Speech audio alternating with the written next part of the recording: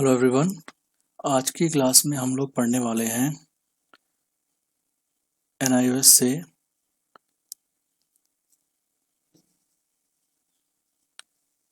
से हमने लिया है क्लास 12 को, और क्लास 12 का सब्जेक्ट है हमारा पॉलिटिकल साइंस।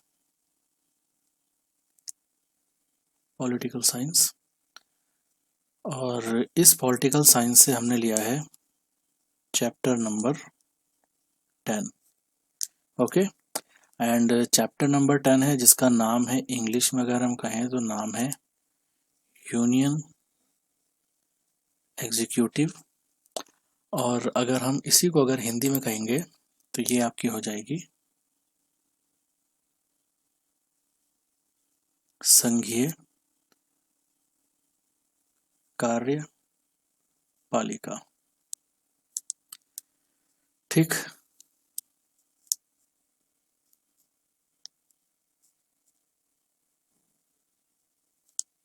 संघीय कार्यपालिका। तो बेसिकली हम लोग इस चैप्टर को आज शुरू कर रहे हैं, और इस चैप्टर से रिलेटेड जो भी कंटेंट है पूरा as per your NIOS text book of political science, उसके अकॉर्डिंग हम लोग ये पूरा का पूरा चैप्टर को पढ़ेंगे, समझेंगे।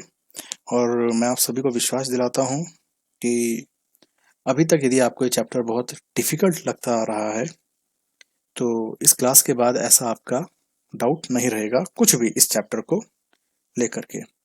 कहने का मतलब है ये चैप्टर आपके जहन पे बहुत इजीली समझ में आ जाएगा।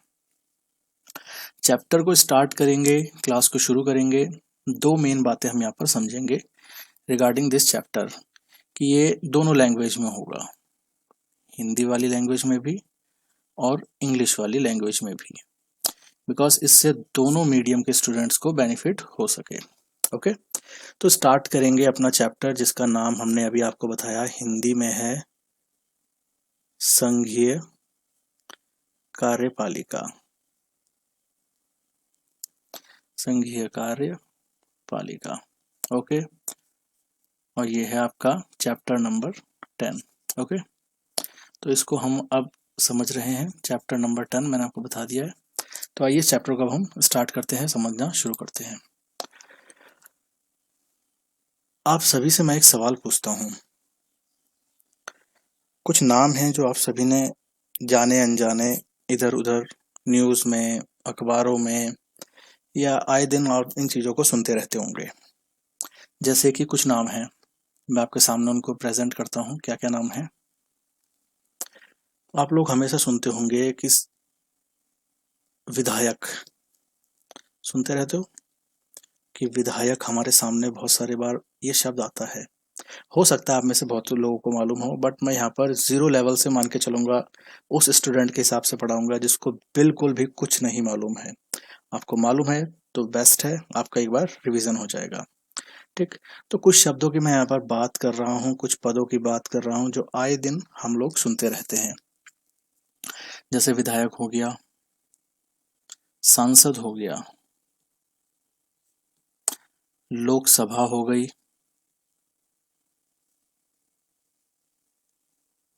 ठीक इसी तरह एक राज्यसभा भी होती है,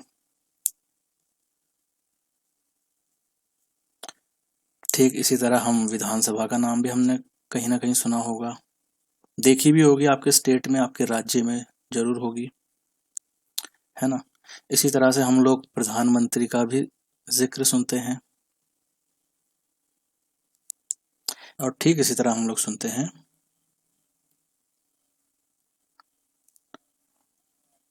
और राष्ट्रपति भी। ये कुछ थोड़े बहुत मैंने यहाँ पर पद के नाम रखे हैं, कुछ जिनके बारे में आप आए दिन सुनते रहते हैं। जैसे विधायक है, सांसद है, लोकसभा है, राज्यसभा है, विधानसभा है, प्रधानमंत्री है और राष्ट्रपति महोदय हैं। लेकिन हकीकत जिंदगी में मोस्टली स्टूडेंट्स, जैसे आप सभी अभी 12th क्लास के स्टूडेंट हैं, तो हो सकता है आप लोगों को इस बारे में ज़्यादा जानकारी ना हो। इस चैप्टर को पढ़ने का उद्देश्य यही है कि हम इन्हीं नामों में से कुछ एक नामों के बारे में थोड़ा बहुत समझेंगे। एज पर योर एज, जितनी आपकी उम्र है, जितना आपका सिलेबस है, उसके अकॉर्डिंग आपको ये सब बातें इस चैप्टर में समझाई जाएंगी, इन्हीं बातों में से कुछ बातों को। ठीक, क्योंकि आपकी रियल लाइफ से रिलेटेड हैं, तो मैं आप सभी से रिक्वेस्ट करूंगा कि आप इस चैप्टर को रटने की कतई भी कोशिश ना करें, क्योंकि हम लोग इस चीज को समझेंगे क्यों? क्योंकि प्रैक्टिकल है ये। आज की लाइफ हम जी रहे हैं, हमारे सामने ये सब चीजें आए दिन घटती रहती हैं। तो अगर हम इस चैप्टर को अच्छे समझ लेंगे तो दो लोगों के बीच में खड़े होंगे, तो वहां पर आपका जो नॉलेज होगा वो एक अच्छे लेवल का होगा, और जो आपको वहां पर एक एजुकेटेड पर्सन की कैटेगरी में इंक्लूड कराएगा। ठीक, पेपर की बात अलग है, एनआईएएस का पेपर तो आपका निकलेगा ही, वो तो बहुत छोटी सी चीज है, बट आपकी असल जिंदगी के लिए भी ये चीजें बहुत इंपॉर्टेंट है। क्योंकि आप खुद सोचिए, हम जिस देश में रहते हैं वहाँ की जो राजनीतिक स्थिति है, हमें उसके बारे में नॉलेज होनी चाहिए। अब देखिए, आप में से बहुत लोगों को ये सब बातें पता होंगी कि विधायक होता है, सांसद होता है, लेकिन इनका मतलब ही नहीं पता है कि कौन किससे कनेक्टेड है, किसकी क्या पावर है, कौन क्या करता है ना, सुप्रीम कौन है, किसके अंदर क्या क्या पावर्स आती हैं। तो इस चैप्टर में हम बेसिकली कुछ कुछ बातों को यहाँ पर समझना जा रहे हैं, तो इसीलिए मैंने थोड़ा सा आपको यहाँ पर एक स्टार्टिंग बताना चाहा कि इस चैप्टर में हम लोग पढ़ेंगे क्या क्या। ठीक है, तो चलिए अब हम अपने चैप्टर को समझते हैं। हमारा है चैप्टर नंबर 10,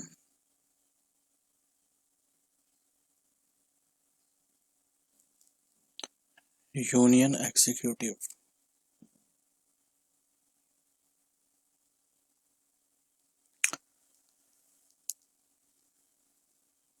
जैसा कि हम सभी जानते हैं, जो हमारा भारत है, यहाँ पर क्या है, हमारा जो इंडिया है, हमारा इंडिया क्या है, हमारा इंडिया एक डेमोक्रेटिक नेशन है।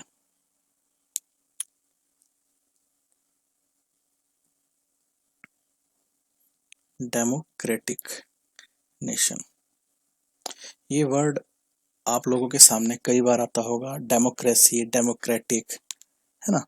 और इसे अगर हम हिंदी में कहेंगे तो लोकतंत्र, लोकतंत्र।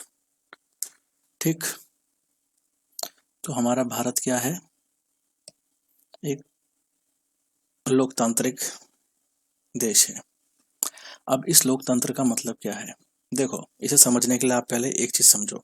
लोकतंत्र का मैं आपको अपोजिट बताता हूँ। लोकतंत्र का अपोजिट क्या हो गया, राजतंत्र। राजतंत्र का मतलब नाम से समझ में आ रहा होगा, राजा वाला तंत्र। अब इसमें क्या होता था, राजा की मनमर्जी, राजा के बनाए गए नियम कानून, राजा ही खुद न्यायपालिका, खुद ही कोर्ट होता था, खुद ही जज, खुद ही पुलिस, सब कुछ राजा ही है। जो राजा को सही लगता था वही नियम कानून होते थे। उन नियम कानूनों को जो तोड़ेगा उसके लिए जो सजा होती थी, उसका निर्धारण भी राजा ही करेगा, सजा भी राजा ही देगा। और ये राजा ही पूरे प्रजा के ऊपर शासन करता था, रूल करता था। जैसे आज हमारे ऊपर हमारे मंत्री या प्रधानमंत्री या मुख्यमंत्री, इस तरह से आप देखते होंगे, मुख्य तौर पर ये लोग हमारे शासक होते हैं। लेकिन जो राजतंत्र की बात है, राजतंत्र में राजा होता था, उसके बाद अगला राजा कौन, राजा का बेटा, जो इसका बेटा होगा, या जिसके राजा बनाना चाहे, फिर इसके बाद इसका बेटा। तो ये पीढ़ी दर पीढ़ी ये कहानी चलती रहती थी, इसे कहा जाता था राजतंत्र। लेकिन अगर मैं बात करूं, यहाँ पर हम डेमोक्रेटिक नेशन की बात कर रहे हैं, लोकतांत्रिक की बात कर रहे हैं, लोकतंत्र की बात कर रहे हैं। लोकतंत्र का मतलब होता है राजतंत्र नहीं। राजतंत्र में तो अपनी राजा की मनमर्जी है, लोकतंत्र में क्या है, लोगों का तंत्र, मतलब लोगों के द्वारा बनाए गए शासक, लोगों के द्वारा चुने गए शासक। मतलब लोकतंत्र में क्या होता है कि जो जनता है वो खुद अपने शासक को चुनती है, अपने शासक को, अपने रूलर को, मतलब जो इनके ऊपर शासन करेगा। कहने का मतलब है, आज हम जहां भी रहते हैं, हम सभी अपने अपने शासकों का चयन करते हैं, अपने अपने रूलर का चयन करते हैं। अब वो कैसे, देखो, आप जिस भी जगह पर रह रहे हैं उस जगह का कोई ना कोई चीफ मिनिस्टर जरूर होगा, उस जगह का कोई ना कोई विधायक जरूर होगा, कोई ना कोई सांसद जरूर होगा, कोई ना कोई मेयर जरूर होगा, कोई ना कोई ग्राम प्रधान जरूर होगा, कोई ना कोई पार्षद जरूर होगा। ये शासक के छोटे छोटे अंग हैं। समझ रहे? ये तो हमारे शासक हैं, आप सभी इनके अधीन ही तो हैं इनडायरेक्टली। और इन सबको सेलेक्ट कौन कर रहा है? इन शासकों को सेलेक्ट कौन कर रहा है? तो सेलेक्ट कौन कर रहा है? जनता, पीपल। मतलब आप और हम लोग मिलकर के ही तो अपने शासकों को चुन रहे हैं। किस माध्यम से? वोट के माध्यम से। किस माध्यम से? मत के माध्यम से। मत मतलब वोट। तो डेमोक्रेटिक का मतलब, लोकतंत्र का मतलब यही है कि जिसमें जनता के द्वारा अपने शासकों का चयन किया जाता है। सिंपल भाषा में ये मतलब। तो आई होप आपको ये बेसिक बात समझ में आ गई होगी, क्योंकि आगे हम चैप्टर पढ़ने जा रहे हैं तो हमारे सामने ये सवाल या ये वर्ड कई बार आएगा, इसलिए मैंने स्टार्टिंग में ही आपको ये समझाना उचित समझा। तो India is a democratic nation का मतलब आप सभी समझ चुके होंगे कि हमारे देश की जो सरकार है, अगर हम शासक की जगह सरकार भी कहें तो एक ही बात है। अगर वो सरकार है तो उस सरकार का चयन हम लोग अपनी पसंद से करते हैं, हर 5 साल में वोट डालकर। क्लियर? तो ये बात होगी हमारी क्लियर कि India is a democratic nation. India is a democratic nation. Is a democratic nation. Okay, democratic का मतलब मैंने आपको बता दिया, लोकतंत्र। राजतंत्र नहीं, राजतंत्र मैं आपको समझा चुका हूं। अब डेमोक्रेटिक नेशन में हम लोग अपनी सरकार को चुनते हैं। सरकार ही तो हुई जिसके अधीन हम लोग हैं। गवर्नमेंट जो हमें गवर्न कर रही है। ऑलराइट, तो हम लोग अपने गवर्नमेंट को खुद सिलेक्शन कर रहे हैं। अब हम बात कर रहे हैं इंडिया की। तो इंडिया की गवर्नमेंट का सिलेक्शन कौन कर रहे हैं? यहीं के पीपल, यहीं के लोग, citizen of India. Okay, clear इतनी बात? अब हमने बात करी भारत की सरकार की। तो अगर हम भारत सरकार के परिप्रेक्ष्य में देखें और इस सरकार को अगर हम आगे समझते हैं तो हमें हमारी सरकार दो तरह की देखने को मिलती है। तो ये जो सरकार होती है ये हमारी दो तरह की होती है। इंडिया की बात कर रहे हैं हम लोग, है ना? तो दो तरह की सरकार होती है। तो ये दो तरह की सरकार कौन कौन सी होती है? केंद्र में होती है सेंट्रल गवर्नमेंट, और स्टेट में चलती है स्टेट गवर्नमेंट। आई बात समझ में? केंद्र में होती है केंद्र सरकार और राज्यों में होती है राज्य सरकार। यहाँ हुई केंद्र सरकार और यहाँ पर हो गई राज्य सरकार। इतनी बात क्लियर है? दोबारा से इस बात को जरा आप इस मैप के माध्यम से समझने की कोशिश करो।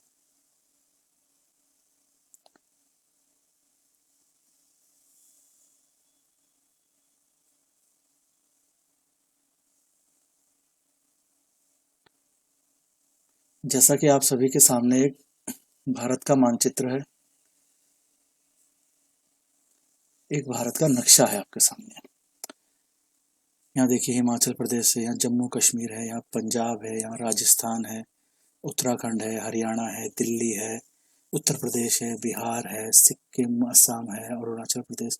इस तरह से आप देख रहे हैं कई राज्य हैं। तो हमारे भारत में आज की तारीख में 28 राज्य हैं और 8 केंद्र शासित प्रदेश हैं, मतलब 8 यूनियन टेरिटरी हैं और 28 स्टेट्स हैं। ठीक, 8 स्टेट्स हैं। तो अगर हम संपूर्ण भारत की बात करें कि भाई मैं पूरे इंडिया के लेवल पे बात करूंगा, पूरे इंडिया के लेवल पे, तो यहाँ पर क्या होगी? एक केंद्र सरकार होगी जिसे हम कहते हैं यूनियन गवर्नमेंट। अब यूनियन गवर्नमेंट कह लो या इसे आप सेंट्रल गवर्नमेंट कह लो, एक ही बात है। वहीं अगर मैं इन पर्टिकुलर स्टेट्स की बात करूं, जितने भी ये स्टेट्स हैं, जैसे अगर मैं राजस्थान के लिए बात करूंगा तो यहाँ का अपना एक मुख्यमंत्री होगा। गुजरात की बात करूँ तो यहाँ का अपना एक मुख्यमंत्री होगा।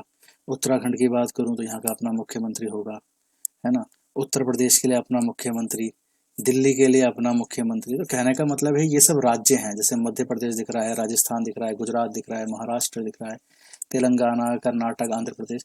इस तरह से ये जितने भी आपको इस नक्शे में चीजें दिख रही हैं ये सब क्या हैं? ये राज्य हैं। तो इन राज्यों में क्या है, इन राज्यों में चलेगी आपकी राज्य सरकार, राज्यों में चलेगी आपकी राज्य सरकार।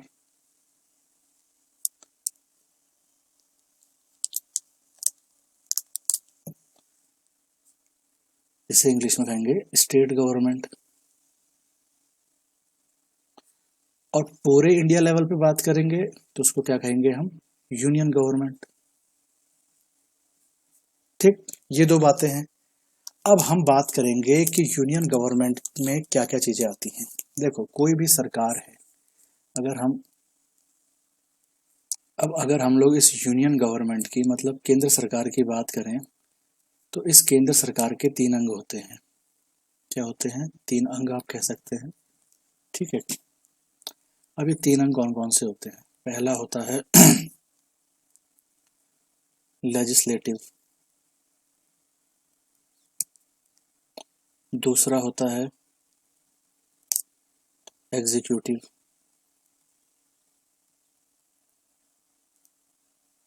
ठीक, और एक होता है जुडिशरी।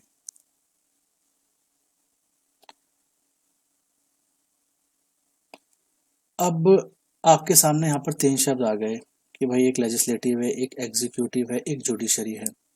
हिंदी में इनको अगर हम कहेंगे तो लेजिस्लेटिव को क्या कहेंगे हम, लेजिस्लेटिव को कहेंगे हम विधायिका।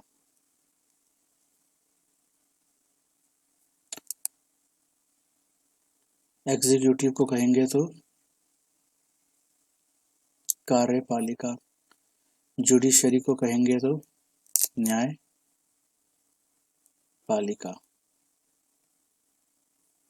ठीक, 1 2 3, ये 3 चीजें आपके सामने आ गई हैं पर। ठीक, अब नाम तो आपने समझ लिए कि लेजिस्लेटिव है, एग्जीक्यूटिव है, जुडिशरी है, लेकिन इनका मतलब क्या है। आइए पहले इसको समझ लेते हैं ताकि चैप्टर आपको इजीली समझ में आए। देखो, 3 चीजें आई यहाँ पर। एक आया हमारे पास लेजिस्लेटिव, जिसे हमने कहा विधायिका। ठीक, अब लेजिस्लेटिव या विधायिका का मतलब क्या हुआ, इन दोनों का मतलब समझते हैं। देखिए, राज्यसभा प्लस लोकसभा, 2 सदन हैं। हमारे देश में अगर कोई भी कानून बनाना है, कोई भी कानून बनाना है, कोई भी लॉ बनाना है, कोई भी नियम बनाना है, तो ये कानून कहाँ बनता है, ये कानून बनता है राज्यसभा और लोकसभा में। अगर मैं बात कर रहा हूँ सेंटर लेवल की तो, ठीक है, अगर मैं भारत के एंगल से बात करता हूँ तो विधायिका के अंतर्गत कौन कौन सी चीजें आ जाती हैं, विधायिका के अंतर्गत आती हैं राज्यसभा और लोकसभा। इन दोनों में ही कानून बनते हैं, वो हम आने वाले चैप्टर्स में या आगे इसमें समझेंगे। फिलहाल के तौर पे मैं आपको बेसिकली लेजिस्लेटिव का मतलब समझाने की कोशिश कर रहा हूँ।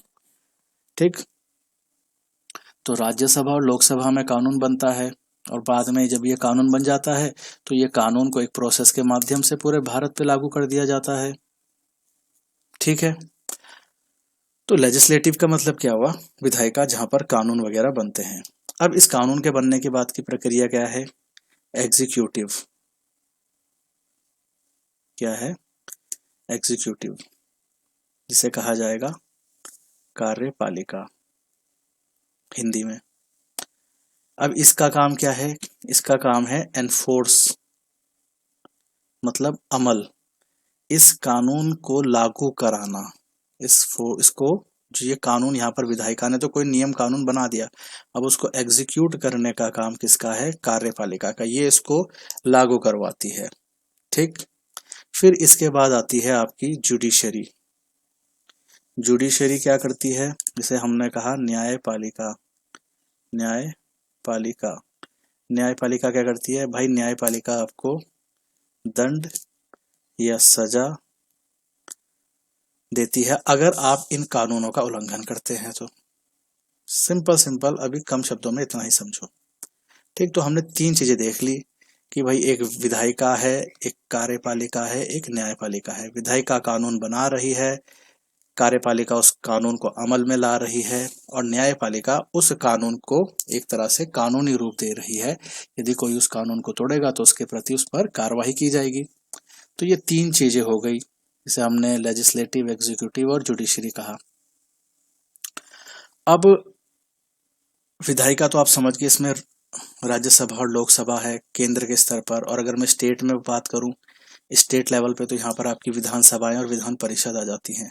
छोड़ो इस बात को, इतना आपको नहीं समझना है। बेसिकली इतना समझो कि लेजिस्लेटिव में कानून बनते हैं, एग्जीक्यूटिव उनको अमल में लाने के लिए करता है एनफोर्स, ठीक है, और जुडिशरी उन कानूनों को न्यायिक रूप देता है। यदि कोई उनका उल्लंघन करता है तो उस पर कानूनी कार्रवाई की जाती है। ये बेसिकली बात थी लेजिस्लेटिव, एग्जीक्यूटिव और जुडिशरी के बारे में। अब जो एग्जीक्यूटिव है, जो इन चीजों को, इन कानूनों को अमल में ला रहा है, तो वो कौन होता है, आइए वो देखते हैं। एग्जीक्यूटिव,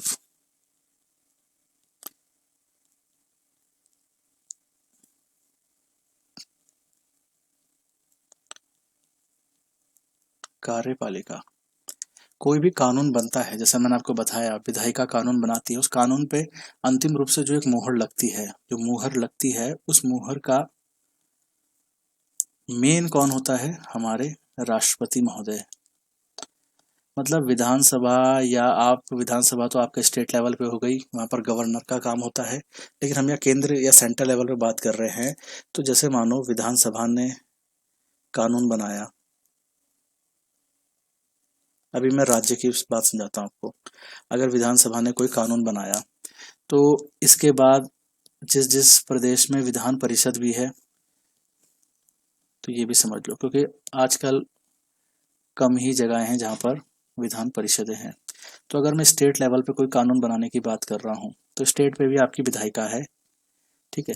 तो वहां पर विधानसभा और विधान परिषद, ये दोनों कानून बनाते हैं, और आखिरी में ये जो कानून का कागज है, ये एसेंट के लिए, मतलब आखिरी में इसमें जो अपना वेरिफिकेशन या साइन, इसको अप्रूव्ड कौन करेगा, इसको अप्रूव करते हैं गवर्नर,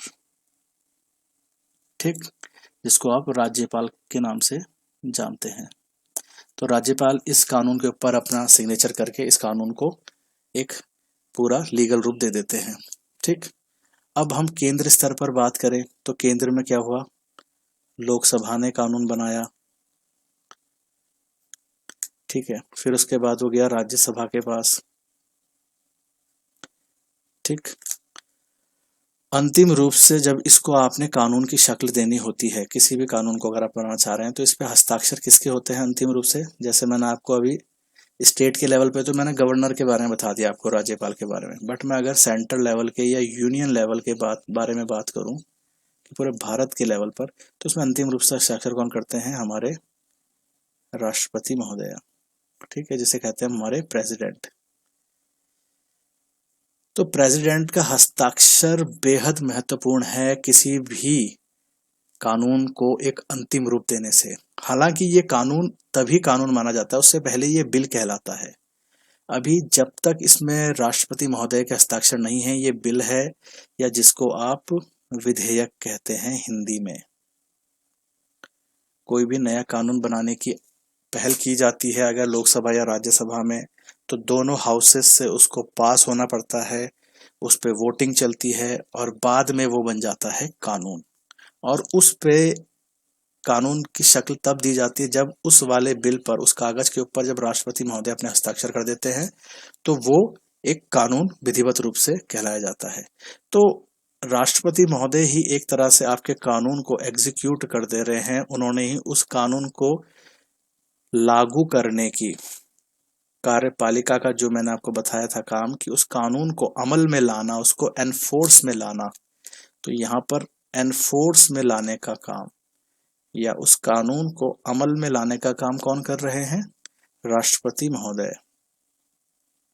तो एग्जीक्यूटिव के प्रमुख कौन होते हैं मेन, तो आप कहेंगे प्रेसिडेंट, ठीक। तो हमारे प्रेसिडेंट महोदय किसी भी कानून को एक विधिवत रूप की शक्ल देते हैं, तब से वो लागू माना जाता है। तो एग्जीक्यूटिव का जो प्रमुख है वो कौन होते हैं, हमारे प्रेसिडेंट महोदय। यहीं पर हमारे सामने बताया गया है कि जो हमारा एग्जीक्यूटिव है, यूनियन एग्जीक्यूटिव है, जो यूनियन एग्जीक्यूटिव या केंद्र की कार्यपालिका, इसका मैंने आपको बताया जो प्रमुख हैं वो तो आपके हैं राष्ट्रपति महोदय, लेकिन इसके अंदर आते कौन कौन है मुख्य तौर से। तो देखिए, सर्व प्रमुख आपके आ गए राष्ट्रपति महोदय, इनके हस्ताक्षर के बिना वो कानूनी नहीं है। दूसरा इसमें आ गए प्रधानमंत्री, ठीक। और तीसरे इसमें आ जाते हैं हमारे काउंसिल ऑफ मिनिस्टर, मतलब मंत्री परिषद। तो president, prime minister and council of ministers, तो ये तीन लोग प्रमुख हैं किसके, एग्जीक्यूट के। इन तीन लोगों से मिलकर ही आपकी यूनियन एग्जीक्यूटिव बनती है, ठीक। तो आप लोग अच्छे से भी मैंने आपको समझाया है, हालांकि शुरुआत में हम लोग थोड़ा इसको डीपली पढ़ रहे हैं तो थोड़ा समय तो लगेगा ही, क्योंकि हमें पूरी बातें अच्छे से समझनी है। काम चलाऊ तरीके से हम लोग पढ़ाई नहीं करेंगे, है ना।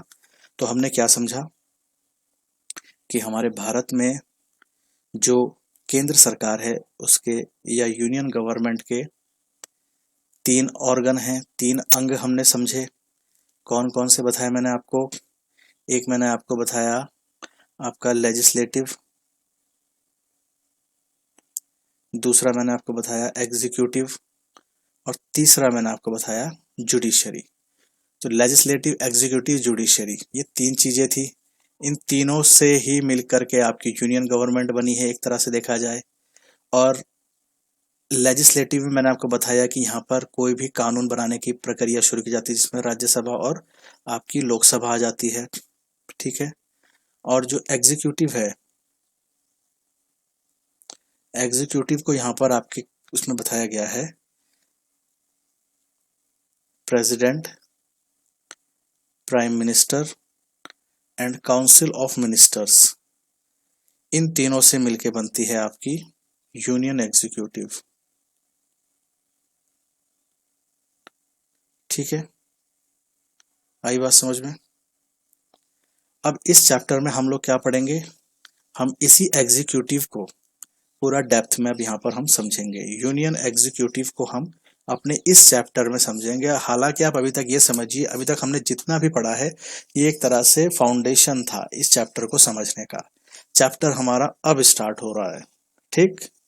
तो बेसिक बातें थी वो बताना जरूरी था। अगर मैं यहीं से कहानी शुरू कर देता तो आपके सर के ऊपर से सब जाना था और समझ में कुछ नहीं आना था, ठीक। तो यूनियन एग्जीक्यूटिव को समझते हैं।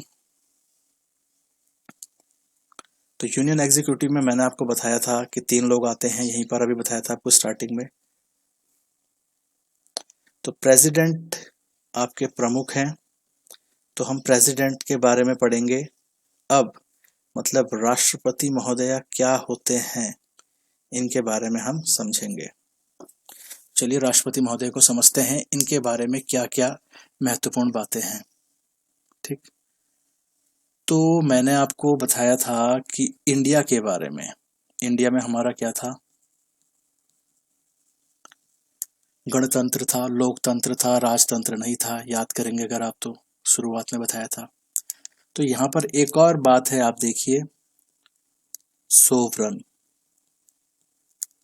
क्या है हमारा भारत, सोवरन है, मतलब क्या है, संप्रभु। जाने अनजाने में ये शब्द आपने कहीं ना कहीं सुने ही होंगे। अब सोवरन संप्रभु का मतलब क्या है, मतलब हम बाहरी शक्ति के अधीन नहीं हैं। किसके अधीन नहीं है, किसी भी बाहरी शक्ति के अधीन नहीं है हम लोग।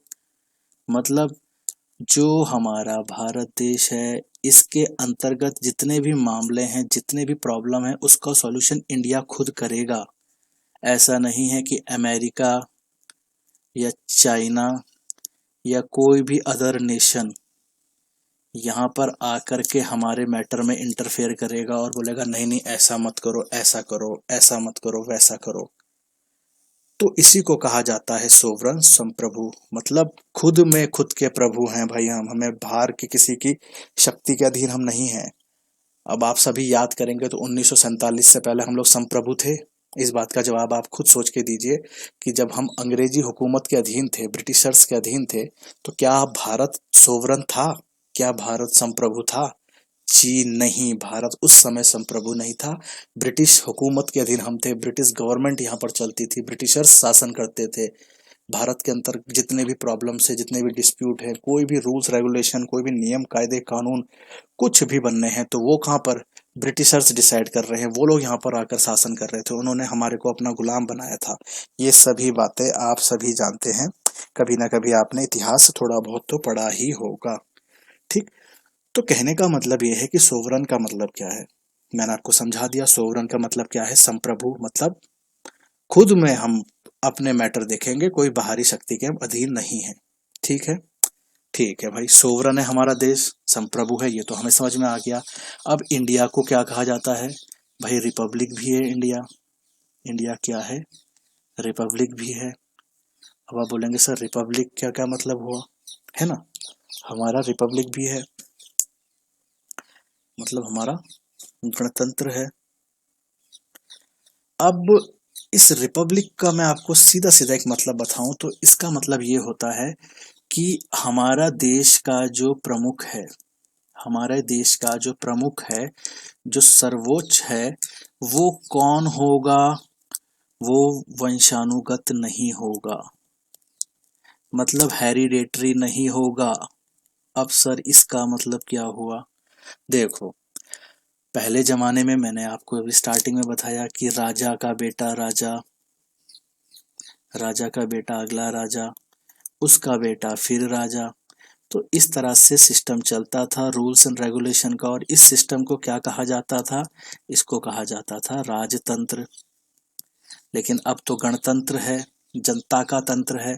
तो यहाँ पर क्या होता है, यहाँ पर देश का प्रमुख हेरिडेटरी या वंशानुगत नहीं होता, अप्रत्यक्ष रूप से इनडायरेक्टली हम लोग ही उसको चुनते हैं।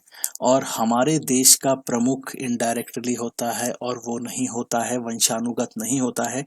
तो इस आधार पर हमारे देश का जो प्रमुख है उसे हम क्या कहते हैं, वो होते हैं हमारे महामहिम, हमारे राष्ट्रपति महोदय, जिन्हें हम प्रेसिडेंट कहते हैं, हमारे राष्ट्रपति। भारत के प्रथम नागरिक का दर्जा भी हमारे राष्ट्रपति महोदय को ही दिया जाता है।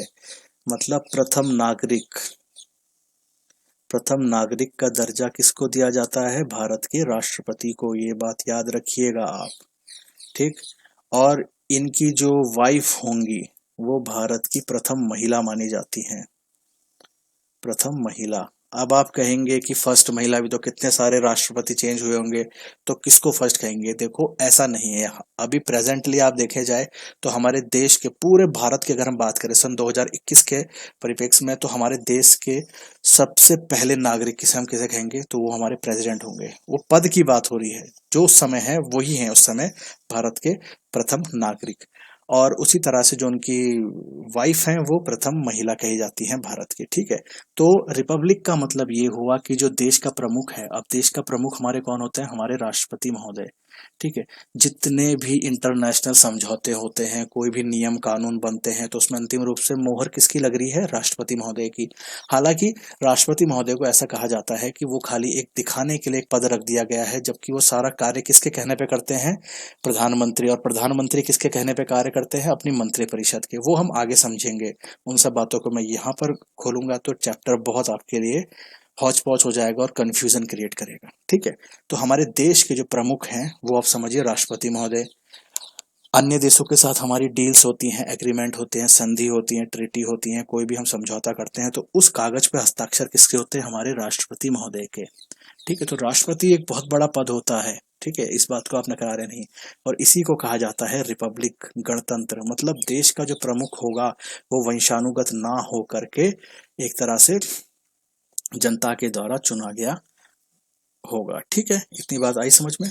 अप्रत्यक्ष रूप से मतलब जनता डायरेक्टली अपने राष्ट्रपति को नहीं चुनती है, हम लोग अपने विधायक सांसदों को चुनते हैं, उसी के बाद आगे चल के ये लोग राष्ट्रपति जी का चयन करते हैं। ठीक है, तो अप्रत्यक्ष रूप का मतलब यही हुआ। जनता मतलब आप, मैं, आम नागरिक। हम लोग कभी सुना है आपने कि राष्ट्रपति चुनाव हो रहे हैं, चलो जी वोट डालने चलो। जैसे अभी प्रेजेंटली हम बात करें तो हमारे राष्ट्रपति कौन है, अगर हम 2021 की बात करें तो हमारे कौन हैं, श्री रामनाथ कोविंद जी। तो उनको कभी किसी ने वोट दिया है, आपने या मैंने, हम लोगों ने तो नहीं दिया, तो वो कैसे बन गए। हम लोगों ने किनको वोट दिया है? हमने वोट दिया है अपने विधायकों को, अपने सांसदों को, और यही लोग आगे चल करके किसको चुनते हैं? राष्ट्रपति महोदय को। अब वही चीज हम आगे पढ़ने वाले हैं इस चैप्टर में कि राष्ट्रपति जी का चयन कैसे होता है, कैसे उनका इलेक्शन होता है, उस इलेक्शन में कौन वोट देता है, किसके वोट की क्या वैल्यू होती है, कौन वोट नहीं दे सकता है, वोट देने की प्रोसीड्यूर क्या होती है, ये वोट होता कहाँ पर है, इस वोट के रिजल्ट कहाँ पर डिक्लेयर होता है, इस वोट के रिजल्ट की काउंटिंग कहाँ पर होती है, ये तमाम बातें रिलेटेड टू प्रेसिडेंट हम लोग समझेंगे। तो कुल मिलाकर कहने वाली बात है, अब हम पढ़ने वाले हैं हमारे एक पद जिसका हम कह रहे हैं राष्ट्रपति महोदय, जो महामहिम हैं, देश के सर्वोच्च हैं। आप लोग प्रधानमंत्री जी को लेकर ही चलते हैं, लेकिन प्रधानमंत्री नहीं है, सबसे प्रमुख हमारे देश के होते हैं हमारे राष्ट्रपति महोदय। ठीक, तो चलिए, यूनियन एग्जीक्यूटिव के प्रमुख जो हैं आपके कौन हैं? आपके प्रेसिडेंट। और अब हम प्रेसिडेंट जी को पूरा समझेंगे कि क्या क्या उनसे रिलेटेड बातें आपके चैप्टर में हैं। ठीक, तो चलिए अब हम शुरू करते हैं। The president. हमारी क्लासेस थोड़ी लंबी होंगी बच्चों, टाइम कंज्यूमिंग होंगी, लेकिन बातें हमें पूरी अच्छे से समझनी पड़ेंगी और उसके लिए समय तो लगेगा ही। 5-10 MCQ को पढ़ के हम लोग परीक्षा पास नहीं कर सकते। ठीक है, तो जिनको हकीकत में पढ़ना होता है, मैं उन्हीं से रिक्वेस्ट करूंगा आप ही लोग क्लासेस ज्वाइन करें। अदरवाइज अगर आप 5-10 मिनट में सोच के चल रहे हैं तो प्लीज़ आप वीडियो को क्लोज कर दीजिए और कहीं और से आप क्लासेस कंटिन्यू कर सकते हैं। यहाँ पर मैं आपको पूरी बात समझाता हूँ, ठीक है, तभी थोड़ा सा वीडियो लेंथी हो जाते हैं। ठीक, तो चलिए अब हम पढ़ते हैं राष्ट्रपति महोदय के बारे में। राष्ट्रपति के बारे में सबसे पहले हम क्या पढ़ेंगे भाई, कि जो राष्ट्रपति पद है इसे बनने के लिए क्वालिफिकेशन क्या है। अब यहाँ से आपके लिए बहुत चीजें इंपॉर्टेंट होती जा रही हैं, आपने समझना भी है और याद भी करना है। ठीक, तो एजुकेशन नहीं, एजुकेशन कहाँ से आ जाएगा राष्ट्रपति जी के लिए? हम यहाँ पर बोलेंगे क्वालिफिकेशन। क्वालिफिकेशन हिंदी में क्या कहते हैं इसे? अर्हताएं या योग्यताएं कह लीजिए। मतलब कहने का ये है कि भाई अगर किसी को राष्ट्रपति बनना है तो राष्ट्रपति बनने के लिए क्या क्या बेसिक रिक्वायरमेंट्स होती हैं, वो आइए हम लोग देखते हैं। सबसे पहली शर्त क्या है अगर किसी को राष्ट्रपति बनना है? कि वह भारत का नागरिक हो। भारत का नागरिक हो। भारत का नागरिक हो। एक बात, हिंदी में लिखा है मैंने, इंग्लिश में क्या है? सिंपल बात है, सिटीजन ऑफ इंडिया होना चाहिए। ठीक, दूसरी बात क्या है? 35 वर्ष की आयु पूरा कर चुका हो। ठीक है, 35 वर्ष की आयु पूरा कर चुका हो। कंप्लीटेड एज ऑफ 35 ईयर्स, मतलब 35 साल से ऊपर वाला ही, या जिसको 35 साल हो चुके हैं वो ही राष्ट्रपति पद के लिए दावेदारी भर सकता है। ठीक, अब इसमें और भी चीजें हैं। क्या है बाकी? उसके पास वो क्वालिफिकेशन होनी चाहिए, should be qualified to be elected as a member of Lok Sabha.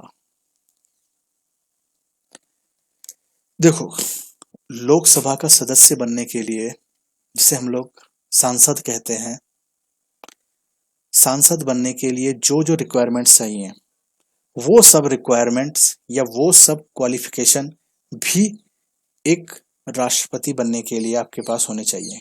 कहने का मतलब यह है कि जो लोकसभा का सदस्य बनने की योग्यता रखता हो वही योग्यता होनी चाहिए आपके पास अगर आपको राष्ट्रपति बनना है। तो यहाँ पर इन्होंने बहुत से पॉइंट आते हैं, उनको इन्होंने यहाँ पर एक लाइन में खत्म कर दिया है कि अगर आप लोकसभा के सदस्य बन सकते हैं तो ये वाली क्वालिटी भी आपके अंदर होनी चाहिए। मतलब जो जो क्वालिटी एक लोकसभा के सदस्य के लिए होती हैं वही सब क्वालिटीज आप में होनी चाहिए। तो लोकसभा के सदस्य के लिए बहुत सी क्वालिटी होती हैं कि भैया उस पर कोई सजा याफ्ता नहीं होनी चाहिए, 2 साल से अधिक की सजा नहीं होनी चाहिए, उसे दिवालिया घोषित नहीं करा होना चाहिए, इस तरह की अन्य बातें होती हैं। तो आपके लिए यहाँ पर इतना ही लिखा है, तो इसको आप खोलेंगे कि लोकसभा का मेंबर बनने के लिए क्या क्या क्वालिफिकेशन चाहिए, तो यहाँ पर हम 6-7 पॉइंट आ जाएंगे, तो वो आपके लिए बेवजह का लेंथी हो जाएगा, ठीक है। तो आप इस पॉइंट को याद कर लीजिए, should be qualified to be elected as a member of Lok Sabha, ठीक है। लोकसभा, हिंदी में भी लिख देता हूं मैं, लोकसभा का सदस्य, एक सेकेंड, हाँ, लोकसभा का सदस्य बनने की योग्यता हो। आगे चैप्टर्स में आप लोग इसको भी समझेंगे कि एक लोकसभा का सदस्य बनने के लिए क्या क्या चीजें चाहिए। जो आपके मेंबर ऑफ पार्लियामेंट होते हैं, जिसे आप एमपी कहते हैं, जिसे आप सांसद कहते हैं, तो वही लोग कौन होते हैं, लोकसभा के सदस्य, ठीक। तो should be qualified to be elected as a member of Lok Sabha, Lok Sabha का सदस्य बनने की योग्यता रखता हो। ये भी क्वालिफिकेशन चाहिए भाई, किसके लिए, राष्ट्रपति बनने के लिए। चौथे नंबर पे मोस्ट इंपॉर्टेंट बात, लाभ के पद पर ना हो, लाभ के पद पर ना हो, मतलब ऑफिस ऑफ प्रॉफिट को ना होल्ड करे, ऑफ प्रॉफिट नॉट होल्ड। कहने का मतलब यह है कि सिंपल बात में सरकारी नौकरी ना हो, या सरकारी नौकरी या सरकार से मिलने वाली कोई फैसिलिटीज को वो ना एंजॉय कर रहा हो, या साधारण शब्दों में आप ये समझ लीजिए सरकारी नौकरी नहीं होनी चाहिए, बस। अब आपने क्या समझा, क्विक इसको रिकैप करिए। हमने यहाँ पर पढ़ा कि भारत का नागरिक होना चाहिए, सिटीजन होना चाहिए इंडिया का, ठीक है भाई। 35 साल की आयु पूरी कर चुका हो, ठीक है, ये भी समझ में आ गया। लोकसभा का सदस्य बनने वाली योग्यता भी उसके पास हो, ठीक है, ये भी समझ में आ गया। लाभ के पद पर ना हो, ऑफिस ऑफ प्रॉफिट को होल्ड ना करता हो, मतलब किसी भी सरकारी नौकरी पे ना हो, बात खत्म।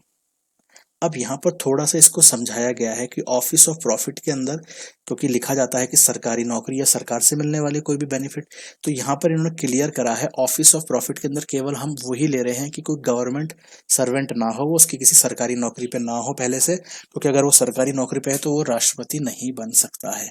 लेकिन इन्होंने फिर यहाँ पर इस बात को और एक्सप्लेन करा है कि इसमें कुछ कुछ चीजें नहीं आती हैं, खाली गवर्नमेंट जॉब तो लिख दिया, लेकिन सरकार से मिलने वाले और भी फैसिलिटीज के अंतर्गत कुछ पद हैं, ये लोग ऑफिस ऑफ प्रॉफिट में नहीं आते। मतलब ये लोग प्रेसिडेंट बनने की दावेदारी कर सकते हैं, जैसे एक तरह से यहाँ पर लिखा है वाइस प्रेसिडेंट, ये भी प्रेसिडेंट बन सकता है, ठीक है। दूसरा, गवर्नर, जो गवर्नर है वो भी बन सकते हैं प्रेसिडेंट, या कोई मंत्री है या कोई मिनिस्टर है, ठीक है, चाहे केंद्र का है, चाहे यूनियन का है, चाहे स्टेट का है, चाहे यूनियन का है, चाहे स्टेट का है। तो मिनिस्टर्स, गवर्नर, वाइस प्रेसिडेंट, ये लोग ऑफिस ऑफ प्रॉफिट के अंदर इंक्लूड नहीं करे जाते हैं, ठीक है।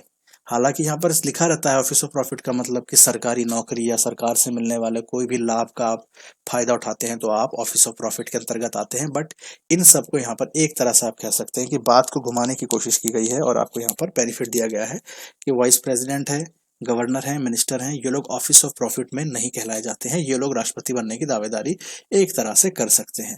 हालांकि कुछ और बातें हैं यहाँ पर हमें वो समझने की आवश्यकता है, जैसे देखिए मैंने आपको बताया था पार्लियामेंट, जिसे आप संसद कहते हैं, संसद का यहाँ पर आपको मैंने स्टार्टिंग में यहाँ पर फोटो दिखाया था एक,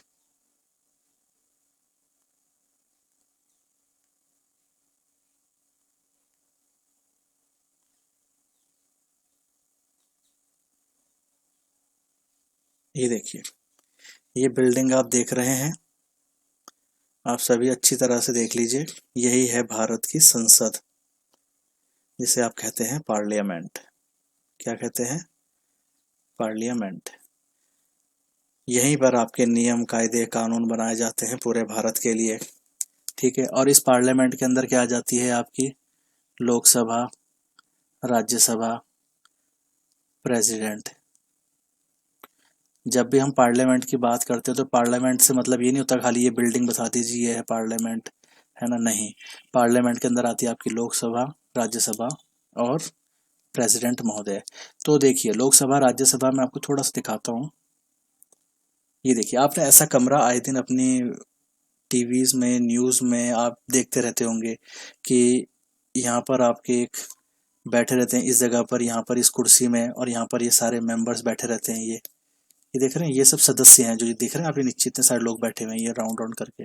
तो यहाँ पर क्या होता है, अगर कोई भी कानून लाना है, कोई भी नियम कानून बनाना है नया, तो इसमें से कोई भी एक मेंबर होगा वो उसको इंट्रोड्यूस करेगा, फिर ये सब लोग उस पर वोट करेंगे। और आधे से ज़्यादा लोग, अगर 50 से ज़्यादा 50% प्लस वन, मान लो 400 लोग इस कमरे में हैं, तो 201 लोग अगर इस नए कानून के लिए वोट कर देते हैं तो ये कानून बन जाएगा। ठीक है, तो ये कुछ बेसिक सी बात है। मैं आपको ये बताने की कोशिश कर रहा हूँ कि लोकसभा और राज्यसभा ऐसे ही दो कमरे होते हैं, ठीक है, जहाँ पर बहस चलती है। कोई भी नया कानून अगर बनाना है, देश में लागू कराना है, तो उसके लिए पहले बहस होती है, यहाँ पर डिस्कशन होती है, फिर लोकसभा में उस कानून के लिए वोटिंग होती है, वहां से पास होगा तो फिर जाएगा वो राज्यसभा में। राज्यसभा में भी अगर वोटिंग में वो पास हो गया तो फिर उसके बाद कहाँ जाता है, वो राष्ट्रपति महोदय के पास, और राष्ट्रपति महोदय उस पर साइन कर देते हैं तो वो कानून बन जाता है। ठीक है, तो कहने का मतलब ये है कि यहाँ पर क्या है, ये लोकसभा राज्यसभा में जो ये बैठे हुए नीचे, इन्हें क्या कहते हैं, मेंबर्स। ठीक है, सदस्य हैं ये, और इनको आप वैसे भी क्या कहते हैं, एमपी, मेंबर ऑफ पार्लियामेंट या सांसद। ठीक, आगे बात समझ में। अब चलिए आगे मैं आपको एक और बात बता रहा था इसमें।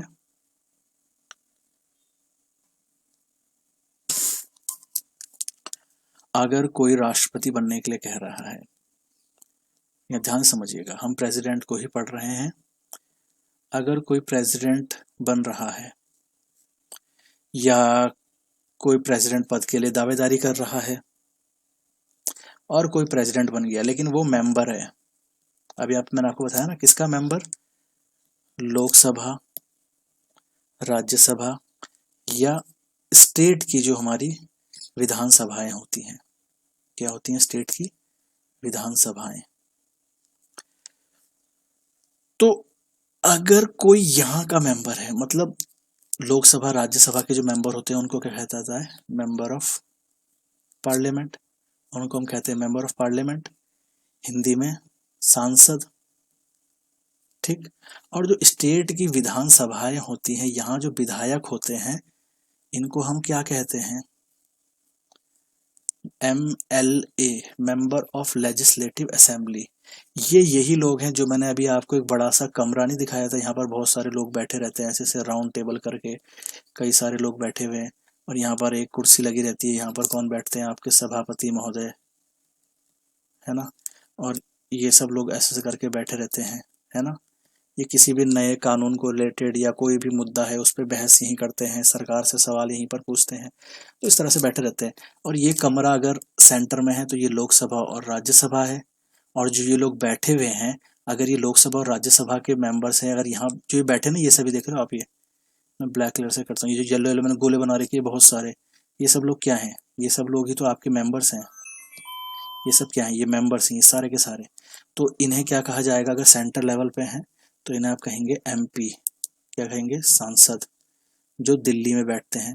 और वैसे ही जैसे ये कमरा है, ये एक राज्यों में भी होता है, राज्य में भी होता है, स्टेट में भी होता है, और इसे क्या कहते हैं हम लोग, विधानसभा, विधानसभा।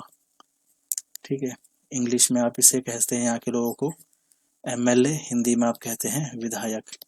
किनको, जो ये लोग बैठे हुए हैं यहाँ कमरों में, इन्हीं लोगों के नाम है ये। स्टेट पे है ये कमरा, विधानसभा के हैं मेंबर तो भाई MLA हैं, और सेंटर के हैं तो MP हैं। ठीक है, अब बात आती है अपने सवाल पे कि अगर कोई मेंबर है, चाहे लोकसभा का है, चाहे राज्यसभा का है, चाहे विधानसभा का है, अगर वो बन जाता है क्या, प्रेसिडेंट, अगर वो प्रेसिडेंट बन जाता है तो प्रेसिडेंट बनते ही, ध्यान से सुनिएगा, जैसे ही वो प्रेसिडेंट बन जाएगा उसकी कुर्सी या उसकी जो सदस्यता है, उसकी जो सदस्यता है, अभी तक ये यहाँ का सदस्य था, जो ये मेंबरशिप थी इसकी, ये लोकसभा का था मेंबर, देखिएगा चाहे लोकसभा का मेंबर था, चाहे राज्यसभा का मेंबर था, चाहे विधानसभा का मेंबर था। तो अगर जैसे ही ये प्रेसिडेंट बनेगा तो ये तो विधानसभा या लोकसभा या राज्यसभा का मेंबर था, उसी दिन इसकी जो यहाँ पर से कुर्सी थी ये खाली मानी जाएगी। उसी दिन से इसका ये पद, ये उस पद से सांसद या उस क्षेत्र का विधायक अब नहीं रहेगा, जैसे ये राष्ट्रपति के लिए चुन लिया जाएगा। ठीक है, तो ये सब बातें आपने देख ली। यहाँ पर अच्छे से मैंने आपको कुछ बातें बताई। यहाँ पर उम्मीद है आप सभी को भी अच्छे समझ में आई होगी। सबसे पहले हमने बात करी थी प्रेसिडेंट के बारे में। सबसे पहले हमने बात करी प्रेसिडेंट के बारे में, फिर प्रेसिडेंट की हमने क्वालिफिकेशंस के बारे में बात करा कि भाई कौन प्रेसिडेंट बन सकता है, ठीक है, और कौन नहीं बन सकता है वो भी हमने बताया। और मैंने आपको आखिरी में बताया कोई मेंबर है, अगर वो प्रेसिडेंट बन जाता है तो प्रेसिडेंट बनते ही उसकी जो ये मेंबरशिप है, या जहां से वो, जिस सीट से वो मेंबर है, वो वाली सीट उसकी उसी दिन से वैकेंट मानी जाएगी, खाली मानी जाएगी। अब उस जगह का वो विधायक या उस क्षेत्र का वो सांसद नहीं रहा है। ठीक है, बात समझ में आ गई। और जैसे ही ये राष्ट्रपति बनेंगे, राष्ट्रपति बनने के बाद तुरंत ही राष्ट्रपति का जो ऑफिस होता है, ये ऑफिस में बैठने से पहले, ऑफिस में बैठने से पहले इनको शपथ दिलाई जाती है। शपथ कहते हैं ना, आप सभी समझते होंगे, शपथ समारोह होते हैं। तो राष्ट्रपति महोदय को शपथ कौन दिलाते हैं? हमारे chief justice of India. Chief justice of India ये कौन होते हैं भाई? आपके सुप्रीम कोर्ट के जज। सुप्रीम कोर्ट के जो जज होते हैं उनको कहा जाता है चीफ जस्टिस ऑफ इंडिया। तो राष्ट्रपति को शपथ दिलाने वाला सवाल अगर आपके सामने आए कि राष्ट्रपति महोदय को शपथ कौन दिलाता है, तो आप लिखेंगे chief justice of India. Chief justice of India मैंने आपको बताया सुप्रीम कोर्ट के न्यायाधीश होते हैं, मतलब मुख्य न्यायाधीश कहा जाता है। तो चीफ जस्टिस ऑफ इंडिया के बारे में आप बात करें तो वो इनको शपथ दिलाते हैं राष्ट्रपति महोदय को। जो भी व्यक्ति राष्ट्रपति के लिए चुन लिया जाता है, चुनने के तुरंत बाद ही उसे पहले शपथ दिलाई जाती है, तब जाकर वो राष्ट्रपति के ऑफिस में बैठ के, कुर्सी में बैठ के अपना आगे का कार्यभार चलाते हैं। तो ये पूरी बात रही राष्ट्रपति महोदय को लेकर। अब हम इसके बाद हम पढ़ेंगे कि राष्ट्रपति महोदय का चुनाव कैसे होता है, कि राष्ट्रपति महोदय का इलेक्शन कैसे होता है, इनका चुनाव कैसे होता है, कैसे इनको सेलेक्ट किया जाता है, कौन इनको वोट डालता है, किसके वोट की कितनी वैल्यू होती है ना, और क्या मिनिमम वोट्स अचीव करने होते हैं, क्या प्रोसेस होता है, इस वोट में किस किस तरह से कौन हिस्सा लेता है, कौन हिस्सा नहीं ले सकता। ये तमाम बातें जो इलेक्शन से रिलेटेड हैं, किसके? प्रेसिडेंट के, उसको हम इसके बाद वाली क्लास में समझेंगे। ठीक, तो चलो इस वाली क्लास में इतना ही। मुलाकात होगी अगली क्लास में। आप लोग इस वीडियो को अच्छे से देखें, इस क्लास को, इसमें सब कुछ आपको बिल्कुल जीरो से बताया गया है। यह मानकर मैंने क्लास को कंडक्ट किया है कि आप लोगों को इसके बारे में शून्य जानकारी है। केवल आपने कुछ एक नाम सुने हुए थे, विधायक, सांसद, प्रधानमंत्री, राष्ट्रपति, लोकसभा, राज्यसभा, है ना।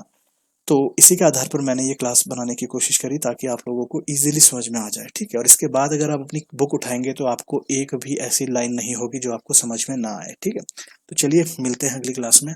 Thank you.